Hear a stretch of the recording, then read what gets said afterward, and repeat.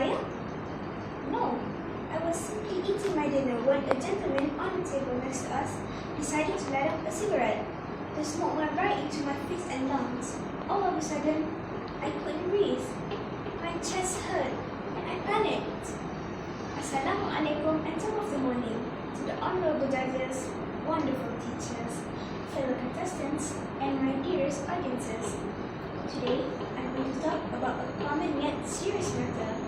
If you haven't guessed by now, the topic of my speech is saying no to secondhand smoke. Ladies and gentlemen, the main way smoking hurts non-smokers is through secondhand smoke. It is also known as plasma smoke. Secondhand smoke is the combination of smoke that comes from a cigarette and smoke breathed out by a smoker. When a non-smoker is around someone smoking, they breathe in secondhand smoke.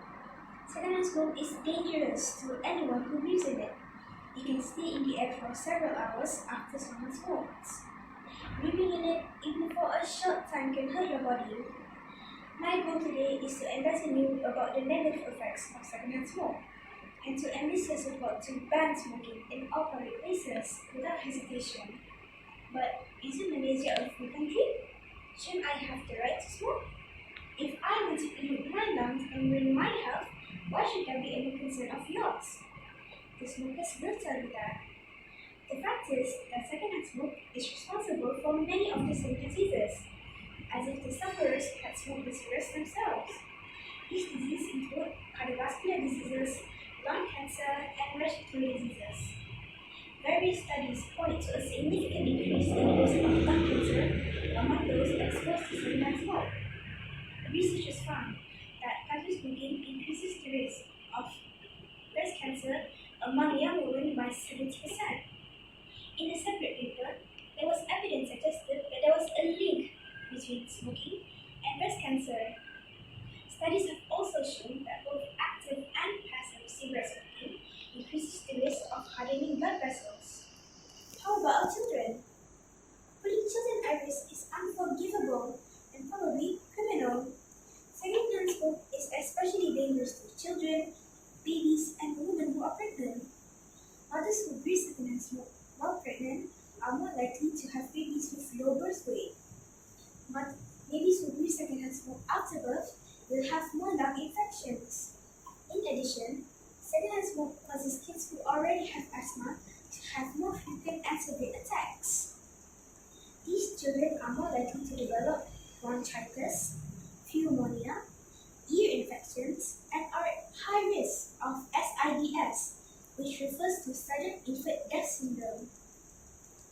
Smoking affects the people in your life other than their health.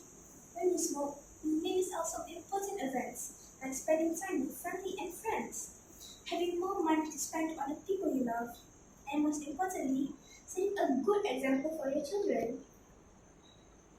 Children who are raised by smokers are more likely to become smokers themselves. Why hasn't anything been done in this regard yet? Why, despite all the awareness of the problem, we still see smokers every day on the streets, in restaurants, or what is worse, among our loved ones. Indeed, the answer is simple. The cigarette industry is one of the most profitable businesses in the world. It can make hundreds of billions a year alone. This is why, despite all the awareness of the problem, despite all the harm it brings to our societies, the industry is still successfully run. It is time to stop this engine of death. Smoking does kill, slowly and inevitably, not only those who choose to smoke, but those around them, family and friends. The only way to protect us all from the hazardous effects of secondhand smoke is by making smoking illegal in public places. Only collectively can we make this change happen. Ladies and gentlemen, secondhand smoke in the home is one problem. To go to a public restaurant or any event to experience secondhand smoke is impacting the health of humankind and increasing healthcare costs. This is why it should be banned as soon as possible.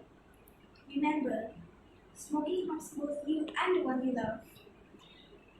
While you still have the option to choose whether to smoke or not, I don't have the option of not to breathe. Nor do our children. Thanks for listening to me today.